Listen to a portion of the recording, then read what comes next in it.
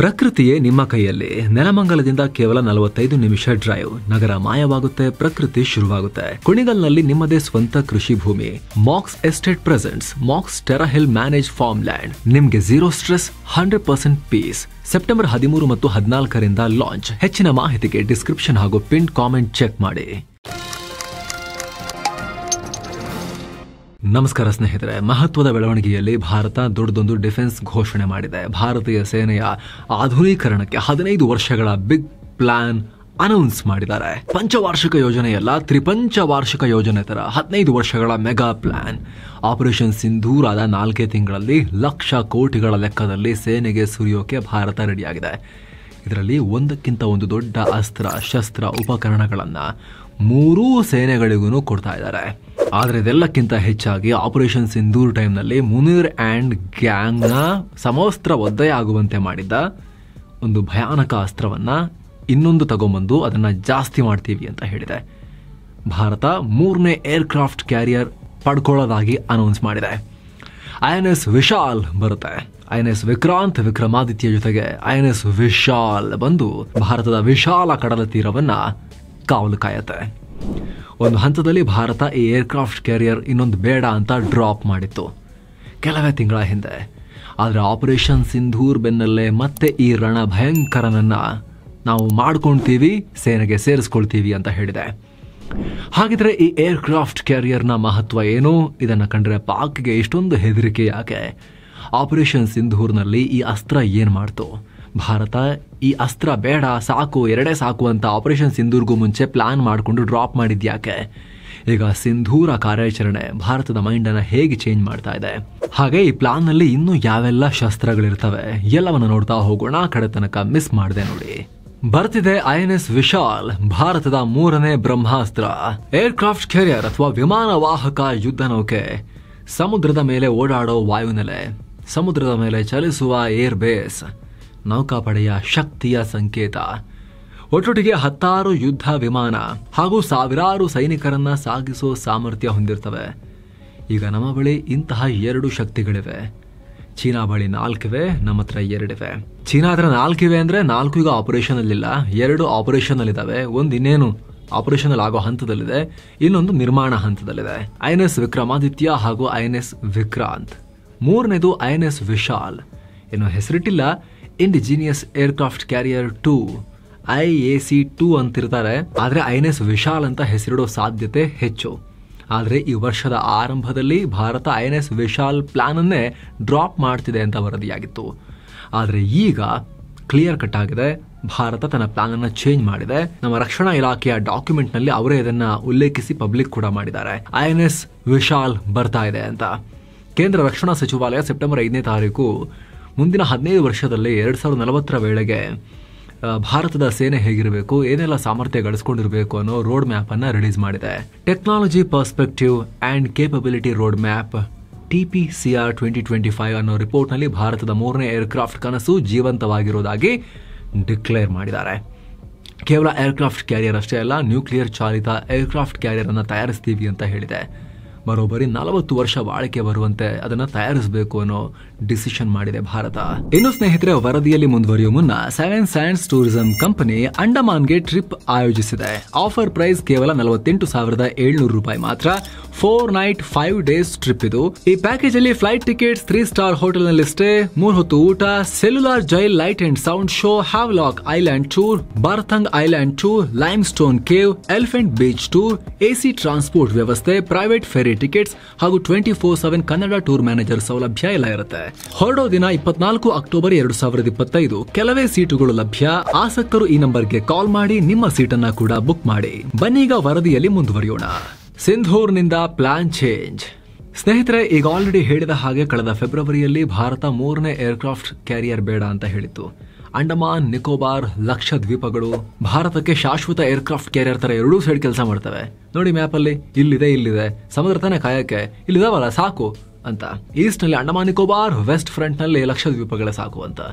ಈ natural location ನಲ್ಲೇ permanent ವಾಯುನೆಲೆ ನೌಕಾನೆಲೆ ಮಾಡ್ಕೋಬಹುದು. ಮುಳುಗ್ಸಕ್ಕೆ ಆಗಲ್ಲ, ಅನ್ಸಿಂಕೇಬಲ್ ಇದು. ಏರ್ಕ್ರಾಫ್ಟ್ ಕ್ಯಾರಿಯರ್ ಒಂದು ಮಿಸೈಲ್ ಬಂದು ಬಿದ್ರೆ ಸಾಕು, ಸಿಂಕ್ ಆಗಿ ಹೋಗ್ಬಿಡ್ತವೆ. ಆದ್ರೆ ಇದು ಶಾಶ್ವತ, ಮುಳುಗಿಸ್ಲಿಕ್ಕೆ ಆಗಲ್ಲ, ಅನ್ಸಿಂಕಬಲ್ ಪರ್ಮನೆಂಟ್ ಏರ್ಕ್ರಾಫ್ಟ್ ಕ್ಯಾರಿಯರ್ಗಳ ಥರ ಇದನ್ನೇ ಯೂಸ್ ಮಾಡಿ ಅನ್ನೋ ವಾದವನ್ನು ಮಂಡಿಸಲಾಗಿತ್ತು. ಶಿಪ್ಪಿಂಗ್ ರೂಟ್ಗಳ ಸರ್ವೆಲೆನ್ಸ್ ಮಾಡ್ಬೋದು, ಹಾಗೆ ಏರ್ಕ್ರಾಫ್ಟ್ ಕ್ಯಾರಿಯರ್ ತಯಾರಿಸೋಕೆ ಸಿಕ್ಕಾಪಟ್ಟೆ ಖರ್ಚು. INS ವಿಕ್ರಾಂತ್ಗೆ 20,000 ಕೋಟಿ. ಅಲ್ಲದೆ ಮಾಡರ್ನ್ ವಾರ್ಫೇರ್ಗೆ ಏರ್ಕ್ರಾಫ್ಟ್ ಕ್ಯಾರಿಯರ್ ಸೂಟ್ ಆಗಲ್ಲ, ಅದು ಇದು ಅಂತ ಹೇಳಿ INS ವಿಶಾಲ್ ಕನಸನ್ನ ಮೂಲೆಗೆ ತಳ್ಳಲಾಗಿತ್ತು. ಒಂದಷ್ಟು ಟೀಕಾಕಾರರು ಆ ಲೆವೆಲ್ಗೆ ಪ್ರೆಷರ್ ಹಾಕಿದ್ರು ಸರ್ಕಾರದ ಮೇಲೆ, ಬೇಡ ಅಂತ. ಆದ್ರೆ ನಾವು ಈ ರಿಪೋರ್ಟ್ ಮಾಡಿ ಭಾರತಕ್ಕೆ ಏನಾಗಿದೆ ನಮ್ಮ ಡಿಫೆನ್ಸ್ಗೆ, ಅದನ್ನೇನಕ್ಕೆ ಡ್ರಾಪ್ ಮಾಡಿದ್ರೆ ಅಂತ ಹೇಳಿ ಹಲವು ತಿಂಗಳುಗಳ ಮುಂಚೆ, ಯಾವಾಗ ಆಪರೇಷನ್ ಸಿಂಧೂರ್ಗೂ ಹಲವು ತಿಂಗಳ ಮುಂಚೆನೆ ನಾವು ಬೇಕು ನಮಗೆ ಏರ್ಕ್ರಾಫ್ಟ್ ಕ್ಯಾರಿಯರ್ ಅಂತ ಹೇಳಿ ನಮ್ಮ ಒಪಿನಿಯನ್ ಈ ವಿಡಿಯೋದಲ್ಲಿ ವ್ಯಕ್ತಪಡಿಸಿದ್ವಿ. ನಾವು ಮಾತ್ರ ಅಂತಲ್ಲ, ಒಂದಷ್ಟು ತಜ್ಞರು ಕೂಡ ಹೇಳಿದ್ರು. ಒಂದಷ್ಟು ಜನ ಟೀಕೆ ಮಾಡ್ತಿದ್ರು ಕೂಡ. ಕೆಲ ತಜ್ಞರು ಏನು ಅನ್ಸಿಂಕೇಬಲ್ ಏರ್ಕ್ರಾಫ್ಟ್ ಕ್ಯಾರಿಯರು ಶಾಶ್ವತವಾಗಿರುತ್ತೆ, ಅದನ್ನು ಮೂವ್ ಆಗುತ್ತಾ? ಮೇನ್ ಇರೋದೇ ನೇವಿ ಡೀಪ್ ರೀಚನ್ನು ಪಡ್ಕೊಳ್ಳೋಕೆ, ಎಲ್ಲಿಗೆ ಬೇಕಾದರೂ ಹೋಗಿ ಹೊಡೆಯೋ ಸಾಮರ್ಥ್ಯ ಗಳಿಸ್ಕೊಳ್ಳೋಕೆ. ಈ ದ್ವೀಪಗಳೇನಾದ್ರು ಮೂವ್ ಆಗ್ತಾವ, ಪಾಕಿಸ್ತಾನ ಎದೆ ಹತ್ರ ಹೋಗಿ ನಿಂತ್ಕೊಂತವೆ, ಹೆಂಗೆ? ಇಲ್ವಲ್ಲ, ಬೇಕು ಅನ್ನೋ ವಾದವನ್ನು ಮಂಡಿಸಲಾಗಿತ್ತು. ಆದರೆ ಡ್ರಾಪ್ ಮಾಡೋ ನಿರ್ಧಾರ ಮಾಡಿದ ಕೆಲವೇ ತಿಂಗಳಲ್ಲಿ ಆಪರೇಷನ್ ಸಿಂಧೂರ್ ಮಾಡೋ ಪರಿಸ್ಥಿತಿ ಬಂತು. 3 ದಿನದ ಈ ಸಂಘರ್ಷ ರಕ್ಷಣಾ ನೀತಿಯನ್ನೇ ಚೇಂಜ್ ಮಾಡೋ ರೀತಿ ಮಾಡಿದೆ. ಯಾಕಂದ್ರೆ ಆಪರೇಷನ್ ಸಿಂಧೂರ್ನಲ್ಲಿ ಏರ್ಕ್ರಾಫ್ಟ್ ಕ್ಯಾರಿಯರ್ ಅಷ್ಟೊಂದು ಮುಖ್ಯ ರೋಲ್ ನಿಭಾಯಿಸಿತ್ತು. ಭಾರತದ ಬಲಿಷ್ಠ ಯುದ್ಧ ವಿಮಾನ ವಾಹಕ ನೌಕೆ INS ವಿಕ್ರಾಂತ್ ಅರಬ್ಬಿ ಸಮುದ್ರದಲ್ಲಿ ಪಾಕ್ನ ಪ್ರಮುಖ ಬಂದರುಗಳ ಎದೆ ಸೀಳುವಂತೆ ನಿಂತುಕೊಂಡಿತ್ತು ರೆಡಿಯಾಗಿ. ವಿಕ್ರಾಂತ್ ನೇತೃತ್ವದ 30-36 ಯುದ್ಧ ನೌಕೆಗಳು, MiG-29K ಫೈಟರ್ ಸ್ಕ್ವಾಡ್ರನ್, ವೈರಿ ಪಡೆ ಮೇಲೆ ಹದ್ದಿನ ಕಣ್ಣಿಡೋ AWACS ವಿಮಾನ, ASW ಹೆಲಿಕಾಪ್ಟರ್ಸ್ ಹಾಗೂ ಬ್ರಹ್ಮೋಸ್ ಹೊತ್ತೊಯ್ದಿದ್ದ 16 ಡೆಸ್ಟ್ರಾಯರ್ ನೌಕೆ, ಫ್ರಿಗೇಟ್ಗಳು, 100 ಸಬ್ಮರೀನ್, ಹೀಗೆ ದೊಡ್ಡ ನೌಕಾಶಕ್ತಿ. INS ವಿಕ್ರಾಂತ್ ನೇತೃತ್ವದ ಕ್ಯಾರಿಯರ್ ಬ್ಯಾಟಲ್ ಗ್ರೂಪ್ ಪಾಕ್ನ ಬಾಗಿಲ ಮುಂದೆ ಹೋಗಿ ನಿಂತ್ಕೊಂಡಿದ್ರು ಹಿಂಗೆ ಸ್ವ್ಯಾಗಲ್ಲಿ. ಒಂಚೂರು ಪಾಕ್ ಮಿಸುಕಾಡಿದ್ರು ಕೂಡ ಮರುಕ್ಷಣವೇ ಕರಾಚಿಯನ್ನ ಬೆಂಕಿ ಇಟ್ಟು ಸುಡೋಕೆ ರೆಡಿಯಾಗಿ ನಿಂತ್ಕೊಂಡಿದ್ರು. ಬ್ರಹ್ಮೋಸ್, ಬ್ಯಾರಾಕೆಟ್ ಮಿಸೈಲ್ಗಳನ್ನು ರೆಡಿ ಮಾಡ್ಕೊಂಡು ನಿಂತ್ಕೊಂಡಿದ್ರು. ಇದರಿಂದ ಪಾಕ್ನ ಜಂಗಾಬಲ ಉಡುಗಿ ಹೋಗಿತ್ತು.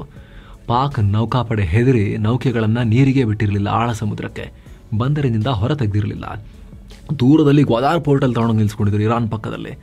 ನಾಗರಿಕ ನೌಕೆಗಳ ನಡುವೆ ಅಡಗಿಸಿಟ್ಟಿದ್ರು ಈ ತಗಡು ನೌಕೆಗಳನ್ನು ಪಾಕಿಸ್ತಾನದ್ದು. ನಿನ್ನೆ ಫುಲ್ ನ್ಯೂಸಲ್ಲಿ ಕೂಡ ನಾವು ಹೇಳಿದ್ವಿ, ರಣಹದ್ದನ್ನ ಕಂಡಾಗ ಕೋಳಿ ಮರಿಗಳು ಬಚ್ಚಿಡ್ತಾವಲ್ಲ, ಹೋಗಿ ತಾಯಿ ಕೋಳಿ ಹೆಂಟೆ ಅದರ ಪುಕ್ಕದ ಕೆಳಗಡೆ ಹೋಗಿ ಬಚ್ಚಿಕೊಡ್ತಾವಲ್ಲ, ಆ ರೀತಿ ನೌಕಾಪಡೆ ಹೆದರು ಓಡೋಗಿತ್ತು. ಅದು ಸ್ಯಾಟಲೈಟ್ ಇಮೇಜಸ್ ಅಲ್ಲಿ ಸಾಕ್ಷ್ಯ ಸಮೇತ ಹೊರಗೆ ಬಂದಿತ್ತು. ಭಾರತದ ನೌಕಾಪಡೆಗೆ ಎದೆ ಕೊಟ್ಟು ಬಂದು ನಿಲ್ಲೋದು ಬಿಟ್ಟು ಬಚ್ಚಿ ಕೂತ್ಕೊಂಡಿದ್ವು ಪಾಕ್ ನೌಕೆಗಳು. ಅಲ್ಲದೆ INS ವಿಕ್ರಾಂತ್ ಇದ್ದಿದ್ರಿಂದ ಪಾಕ್ಗೆ ತನ್ನದೇ ಕಡಲ ಮೇಲೆ ಫೈಟರ್ ಜೆಟ್ ಹಾರಿಸೋಕು ತಾಕತ್ತಿರಲಿಲ್ಲ. ಅಷ್ಟು ಅಗ್ರೆಸಿವ್ ಆಗಿ ಭಾರತೀಯ ನೌಕಾಪಡೆ ನಿಂತ್ಕೊಂಡಿತ್ತು ಹೋಗಿ. ಅನೇಕ ರಕ್ಷಣಾ ತಜ್ಞರ ಪ್ರಕಾರ ಭಾರತದ ನೇವಿ ಹೀಗೆ ಭಯ ಹುಟ್ಟಿಸಿದ್ರಿಂದಲೇ ಪಾಕ್ ಬೆದರಿ ಕದನ ವಿರಾಮಕ್ಕೆ ಓಡ್ಬಂದಿದ್ದು. ಇಲ್ಲ ಅಂದರೆ ಚುಟುಪುಟು ಅಂತ ಹಾರಿಸ್ಕೊಂಡು ಕಂಟಿನ್ಯೂ ಮಾಡ್ತಿದ್ರು ಸ್ವಲ್ಪ ದಿನ ಅವರು. 3 ದಿನಕ್ಕೆ ಯುದ್ಧ ನಿಲ್ಲುವಲ್ಲಿ ನೌಕಾಪಡೆಯ ಈ ಅಫೆನ್ಸಿವ್ ಪೋಸ್ಚರ್ ನಿರ್ಣಾಯಕ ಪಾತ್ರ ವಹಿಸಿತ್ತು. ಸೊ ಏರ್ಕ್ರಾಫ್ಟ್ ಕ್ಯಾರಿಯರ್ನ ಈ ಅಗಾಧ ಶಕ್ತಿ ಸಾಬೀತಾಯ್ತಲ್ಲ ಆಪರೇಷನ್ ಸಿಂಧೂರ್ನಲ್ಲಿ, ಅದು ಭಾರತ ಪ್ಲಾನ್ ಚೇಂಜ್ ಮಾಡ್ಕೊಳ್ಳೋ ರೀತಿ ಮಾಡಿದೆ. ಆಪರೇಷನ್ ಸಿಂಧೂರ್ ಏರ್ಕ್ರಾಫ್ಟ್ ಕ್ಯಾರಿಯರ್ನ ತಾಕತ್ತನ್ನು ಸಾಬೀತು ಮಾಡಿದೆ. ರಕ್ಷಣಾ ಇಲಾಖೆಗೆ ಮತ್ತೆ 3ನೇ ಏರ್ಕ್ರಾಫ್ಟ್ ಕ್ಯಾರಿಯರ್ ಬೇಕು ಅನ್ನೋ ಹಾಗೆ ಮಾಡಿದೆ. 50 ಯುದ್ಧ ವಿಮಾನ, 15 ಹೆಲಿಕಾಪ್ಟರ್, ತೇಲುವ ವಾಯುನೆಲೆ ಈ ನೌಕೆ. ಸ್ನೇಹಿತರೆ, ಭಾರತದ 3ನೇ ಏರ್ಕ್ರಾಫ್ಟ್ ಕ್ಯಾರಿಯರ್ ಅಂತಿಂತ ನೌಕೆಯಲ್ಲ, 70,000 ಟನ್ ತೂಕದ ದೈತ್ಯ. ಆ ರೀತಿ ಪ್ಲಾನ್ ಮಾಡಿದ್ದಾರೆ. ಸದ್ಯ ಪ್ರಸ್ತಾಪವಾಗಿರೋ ಮಾಹಿತಿ ಪ್ರಕಾರ ಒಂದೇ ಏಟಿಗೆ 50-55 ಯುದ್ಧ ವಿಮಾನಗಳು, 10-15 ಹೆಲಿಕಾಪ್ಟರ್ಸ್, 16 UAVಗಳನ್ನು ಹೊತ್ತು ಸಾಗತ್ತೆ. ಅಲ್ಲದೆ air to air missile, air to surface missile, precision guided ಸ್ಫೋಟಕ, ಆಂಟಿ ಶಿಪ್ ಮಿಸೈಲ್, ಟಾರ್ಪಿಡೋಸ್, ಹೀಗೆ ಬೃಹತ್ ಸ್ಫೋಟಕ ಉಗ್ರಾಣವನ್ನೇ ಕಡಲಲ್ಲಿ ಹೊತ್ಕೊಂಡು ಹಿಂಗೆ ಹೋಗುತ್ತೆ. ಜೊತೆಗೆ 4,000-5 ಸಾವಿರ ಸೈನಿಕರನ್ನ ಒಟ್ಟಿಗೆ ಸಾಗಿಸುತ್ತೆ. ಹೀಗೆ ಸಮುದ್ರದಲ್ಲಿ ತೇಲುವ ನಗರದ ರೀತಿ ಸಾಗುವ ಒಂದು ಪ್ಲಾನ್ ಇದು, ಒಂದು ನೌಕೆ ಇದು. ಅಲ್ಲದೆ INS ವಿಶಾಲ್ನಲ್ಲಿ ಕ್ಯಾಟೋಬಾರ್ ಲಾಂಚ್ ಸಿಸ್ಟಮ್ನ ಬಳಸಲಾಗುತ್ತೆ. ಸದ್ಯ INS ವಿಕ್ರಾಂತ್ನಲ್ಲಿ STOBAR, short take off but arrested recovery launch system ಇದೆ. ಅಂದರೆ ಯುದ್ಧ ವಿಮಾನಗಳು ತಮ್ಮ ಸ್ವಂತ ಶಕ್ತಿಯಿಂದಲೇ ಹಾರಿ ಏರ್ಬೋರ್ನ್ ಆಗಬೇಕು. ಇದಕ್ಕೆ ಸಹಾಯ ಆಗುವಂತೆ ಏರ್ಕ್ರಾಫ್ಟ್ನ ತುದಿಯಲ್ಲಿ ರನ್ವೇ ಏರಿದ ರೀತಿಯಲ್ಲಿರುತ್ತೆ. ಅಷ್ಟು ಬಿಟ್ಟರೆ ಬೇರೇನು ಸೂಕ್ತ ಹೆಲ್ಪ್ ಇರೋದಿಲ್ಲ. ಇದರಿಂದ ಲೈಟ್ ವೆಯ್ಟ್ ವಿಮಾನಗಳು ಮಾತ್ರ ಇದರಲ್ಲಿ ಲಾಂಚ್ ಆಗ್ತವೆ. ಅದಕ್ಕೆ ಮರೈನ್ ವರ್ಷನ್ ಅಂತ ಹೇಳಿ ಒಂಚೂರು ಮಾಡಿಫೈ ಮಾಡಲಾಗುತ್ತೆ ಪ್ರತಿ ಯುದ್ಧ ವಿಮಾನಗಳನ್ನು. MiG-29K ಅಂತ ಹೇಳಿ ಮರೈನ್ ವರ್ಷನ್ ಮಾಡಿರೋದು. ರಫೈಲ್ ಕೂಡ ಮರೈನ್ ಜೆಟ್ಸನ್ನು ಸಪರೇಟ್ ಆರ್ಡರ್ ಮಾಡಿದ್ದೀವಿ ನಾವು. ಆದರೆ CATOBAR, catapult assisted take off but arrested recovery, ಈ ಸಿಸ್ಟಮ್ನಲ್ಲಿ ಕ್ಯಾಟಪಲ್ಟ್ ಅಥವಾ ಕವಣೆ ಇರುತ್ತೆ. ಎಲೆಕ್ಟ್ರೋ ಮ್ಯಾಗ್ನೆಟಿಕ್ ಬಲದಿಂದ ನೌಕೆನೇ ವಿಮಾನ ಎತ್ತಿ ಬಿಸಾಕದಂಗೆ, ಆಕಾಶಕ್ಕೆ ಲಾಂಚ್ ಮಾಡ್ದಂಗೆ. ಇದರಿಂದ 30,000 kg ತೂಕದ ಯುದ್ಧ ವಿಮಾನ ಕೇವಲ 2 ಸೆಕೆಂಡ್ನಲ್ಲಿ 0ದಿಂದ 265 km/h ವೇಗವನ್ನು ಅಚೀವ್ ಮಾಡುತ್ತೆ. ಅಲ್ಲದೆ ಕಡಿಮೆ ಟೈಮ್ನಲ್ಲಿ ಹೆಚ್ಚು ವಿಮಾನಗಳನ್ನು ಲಾಂಚ್ ಮಾಡಬಹುದು. ದೊಡ್ಡ ದೊಡ್ಡ ಫೈಟರ್ ಜೆಟ್ಗಳನ್ನು ಕೂಡ ಲಾಂಚ್ ಮಾಡಬಹುದು. ಜೊತೆಗೆ ಅರೆಸ್ಟೆಡ್ ರಿಕವರಿ ಅಂತ ಹೇಳಿದ್ರೆ ಬಂದ ತಕ್ಷಣ ಅವುಗಳಿಗೆ ತುಂಬ ಚಿಕ್ಕ ರನ್ವೇ ಇರುತ್ತಲ್ಲ, ಉದ್ದಕ್ಕೆ ನಿಧಾನ ಹೋಗಿ ನಿಲ್ಸಕ್ಕಾಗಲ್ಲ. ಅಲ್ಲಿ ಹಿಡಿದು ನಿಲ್ಸಕ್ಕೆ ಏನಾರು ಬೇಕು, ಎಲ್ಲಾದ್ರೂ ಹೋಗಿ ಮತ್ತೆ ಆ ಕಡೆಯಿಂದ ಸಮುದ್ರಕ್ಕೆ ಹಾರಿಬಿಡ್ತವೆ ಇನ್ನೊಂದು ಎಂಡಲ್ಲಿ. ಹಾಗಾಗಿ ಅವು ಬಂದು ಶಿಪ್ ಮೇಲೆ ಲ್ಯಾಂಡ್ ಆದಮೇಲೆ ಅರೆಸ್ಟ್ ಮಾಡ್ತಾರೆ ಅದನ್ನು. ಅದಕ್ಕೆ ನೆಟ್ ಇರುತ್ತೆ, ಕೆಲವೊಂದ್ಸಲಿ ಹಗ್ಗ ಇರುತ್ತೆ, ಕಾಲಿಗೆ ಹಗ್ಗ ಹಾಕಿ ಹಿಡಿತಾರೆ ವಿಮಾನಗಳನ್ನು, ಅಥವಾ ಬಲೆ ಥರದ್ದು ಹಾಕಿ ಹಿಡಿತಾರೆ. ನೀವು ದೃಶ್ಯಗಳಲ್ಲೂ ಕೂಡ ನೋಡ್ತಿದ್ದೀರಿ ಅರೆಸ್ಟೆಡ್ ರಿಕವರಿ ಹೇಗೆ ವರ್ಕ್ ಆಗುತ್ತೆ ಅಂತ ಹೇಳಿ. ಸೊ ಈ ರೀತಿ ಕೇವಲ ಬಂದಾಗ ಹಿಡಿಯೋದು ಮಾತ್ರ ಅಲ್ಲ, ವಿಮಾನವನ್ನ ಹಾರಬೇಕಾದ್ರೂ ಕೂಡ ಚೂರು ಪುಷ್ ಕೊಟ್ಟು ಜಾಸ್ತಿ ಹಾರಿಸೋ ರೀತಿಯಲ್ಲಿ ಇದರಲ್ಲಿ ಮೆಕ್ಯಾನಿಸಮ್ ಅನ್ನ ಯೂಸ್ ಮಾಡಲಾಗುತ್ತೆ. ತುಂಬಾ ಕ್ರೂಷಿಯಲ್ ಇದು. ಸೊ ಈ ರೀತಿ ಟೆಕ್ನಾಲಜಿಗಳನ್ನೆಲ್ಲ ನಮ್ಮ 3ನೇ ಏರ್ಕ್ರಾಫ್ಟ್ ಕ್ಯಾರಿಯರ್ ನಲ್ಲಿ ಅಳವಡಿಸ್ತೀವಿ ಅಂತ ಹೇಳಿರೋದು ಇಂಪಾರ್ಟೆಂಟ್. ಉಳಿದಂತೆ ಸ್ನೇಹಿತರೆ, ಈ ರಿಪೋರ್ಟ್ ಪ್ರಕಾರ ಭಾರತದ ಸೇನೆಯಲ್ಲಿ ಮುಂದಿನ 15 ವರ್ಷದಲ್ಲಿ ಇನ್ನೂ ಏನೇನಿರುತ್ತೆ ಅಂತ ಕ್ವಿಕ್ ಆಗಿ ನಾವು ನೋಡ್ತಾ ಹೋಗೋಣ. 3 ಸೇನೆಗೂ ಆಧುನಿಕ ಆಯುಧ. ಸೇನೆಗೆ 1800 ಯುದ್ಧ ಟ್ಯಾಂಕ್ಗಳನ್ನು ತಗೊಳ್ಳೋಕೆ ಮುಂದಾಗಿದ್ದಾರೆ. ಸದ್ಯ ದೇಶದ ಉತ್ತರ ಹಾಗೂ ಪಶ್ಚಿಮ ಗಡಿಯಲ್ಲಿ ನಿಯೋಜಿಸಿರೋ ಸೋವಿಯತ್ ಕಾಲದ T-72 ಯುದ್ಧ ಟ್ಯಾಂಕ್ಗಳನ್ನು ಇವು ರಿಪ್ಲೇಸ್ ಮಾಡಲಿವೆ ಅನ್ನೋ ಮಾಹಿತಿ ಇದೆ. ಆಯಾ ಪ್ರದೇಶಗಳಲ್ಲಿ ಶತ್ರುಗಳ ಬೆದರಿಕೆಯನ್ನು ಮಟ್ಟ ಹಾಕೋಕೆ 300ರಿಂದ 400 ಲೈಟ್ ಟ್ಯಾಂಕ್ಗಳನ್ನು ಕೂಡ ತರಿಸ್ಕೊಳ್ತಾರೆ. ಜೊತೆಗೆ 50,000 tank mounted aunty tank guided missile ಕೂಡ ಸೇನೆಗೆ ಬರುತ್ತೆ. ಅಷ್ಟೇ ಅಲ್ಲ, 6 ಲಕ್ಷ ಆರ್ಟಿಲರಿ ರೌಂಡ್ಸ್ ಅಂದ್ರೆ ಫಿರಂಗಿ ಸುತ್ತುಗಳನ್ನ, ಸುಮಾರು 100 ಡ್ರೋನ್ಗಳನ್ನ ನಮ್ಮ ಸೇನೆ ಇನ್ಕ್ಲೂಡ್ ಮಾಡಿಕೊಳ್ಳುತ್ತೆ. ಅತ್ತ ನೌಕಾಪಡೆಗೆ ಏರ್ಕ್ರಾಫ್ಟ್ ಕ್ಯಾರಿಯರ್ ಜೊತೆಗೆ ನೆಕ್ಸ್ಟ್ ಜನರೇಷನ್ ನ 10 ಫ್ರಿಗೇಟ್ಸ್, 7 ಅಡ್ವಾನ್ಸ್ಡ್ ನೌಕಾ ಹಡಗನ್ನ ತರಿಸ್ಕೊಳ್ತಾರೆ. ಜೊತೆಗೆ 4 ಲ್ಯಾಂಡಿಂಗ್ ಡಾಕ್ ಪ್ಲಾಟ್ಫಾರ್ಮ್ಸ್ ಬರ್ತವೆ. ಅಂದ್ರೆ ಹಡಗುಗಳು ಸರಕು ಹಾಗೂ ಸೈನಿಕರನ್ನ ಲೋಡಿಂಗ್ ಮತ್ತು ಅನ್ಲೋಡಿಂಗ್ ಮಾಡೋಕೆ ಬಳಸೋ ಸಿಸ್ಟಮ್.